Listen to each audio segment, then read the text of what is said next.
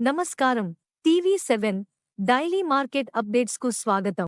ఆముదాలు గుజరాత్, రాజస్థాన్లో రాబోయే రోజులలో కొత్త ఆముదాల రాబడులు పోటెత్తనున్నాయి.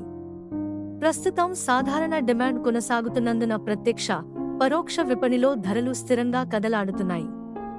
గుజరాత్లోని అన్ని ఉత్పాదక కేంద్రాల వద్ద కలిసి ప్రతిరోజు 18 నుండి 20 వేల బస్తాల ఆముదాల రాబడిపై 6,200 నుండి 6,520, మీడియం 5,900 నుండి 6,000 ప్రతి క్వింటాలు ధరతో వ్యాపారమైంది. గత సోమవారం ఎన్సీడెక్స్ వద్ద నవంబర్ వాయిదా 6,621తో ప్రారంభమై శుక్రవారం నాటికి 97 తగ్గి 6,524, డిసెంబర్ వాయిదా 31 తగ్గి 6,700 వద్ద ముగిసింది.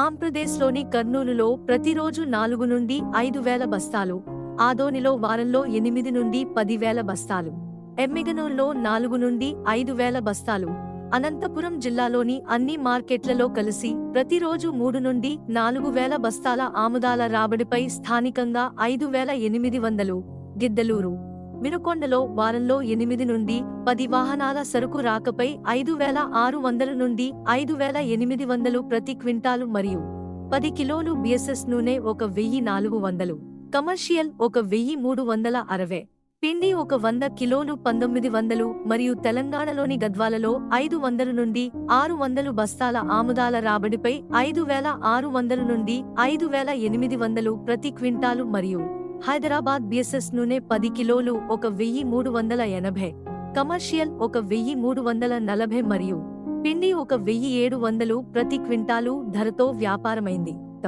ఇలాంటి మరిన్ని అప్డేట్స్ కోసం వాచ్ చేస్తూనే ఉండండి టీవీ7.